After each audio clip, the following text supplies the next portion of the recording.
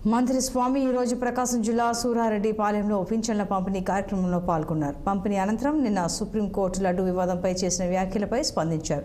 ఈ సందర్భంగా సుప్రీంకోర్టు చేసిన వ్యాఖ్యలు కేవలం ప్రాథమిక స్థాయిలోనివేనని, సుప్రీంకోర్టు కేంద్ర దర్యాప్తు సంస్థ ఆధ్వర్యంలో దర్యాప్తుకు ఆదేశిస్తే తాము ఆ నిర్ణయాన్ని స్వాగతిస్తామన్నారు.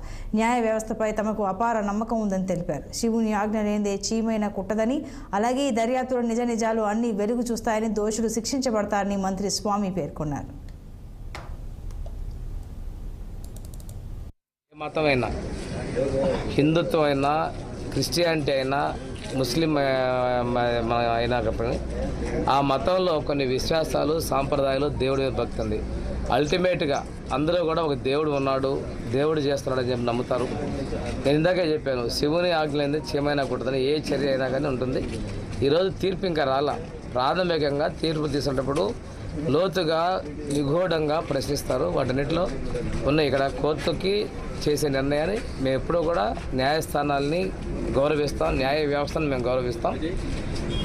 కానీ ప్రాథమికంగా మనకి ఇక్కడ జరుగుతున్న విచారణ కావచ్చు, ట్యాంకర్స్ విషయం కావచ్చు, ల్యాబ్ రిపోర్ట్స్ కావచ్చు, ఇవన్నీ కూడా కోర్టు దృష్టిలో పెట్టాల్సిన అవసరం ఉన్నాయి.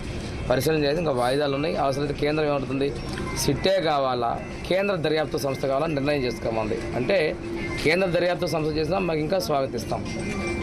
ఇక్కడ మేము ఎవరిని కూడా అపరాధాలుగా చేయడం లేదు, ఎవరి వ్యాపారాలు దెబ్బతీయాలకూడదు. ఇక్కడ హిందూ ప్రజల మనోభావాలు, ప్రపంచంలోనే హిందుత్వానికి వారధిగా ఉన్నటువంటి వ్యక్తి ఉన్నటువంటి సంస్థ హిందూ ధార్మిక సంస్థ. ఈ సంస్థ తరఫున ఏదైతే ఆ పవిత్రతగా ఉన్నటువంటి ఆవు నెయ్యి ప్రాంతంలో కల్తీ జరిగిన దాని మీద మేము చర్యలు తీసుకొని సిట్ ఎంక్వైరీ కూడా చేస్తూ ఉంది. రిపోర్ట్స్ అన్ని కూడా కోర్టులో సబ్మిట్ చేస్తాం. మనం విశ్వాసాన్ని, ఏ మతమైనా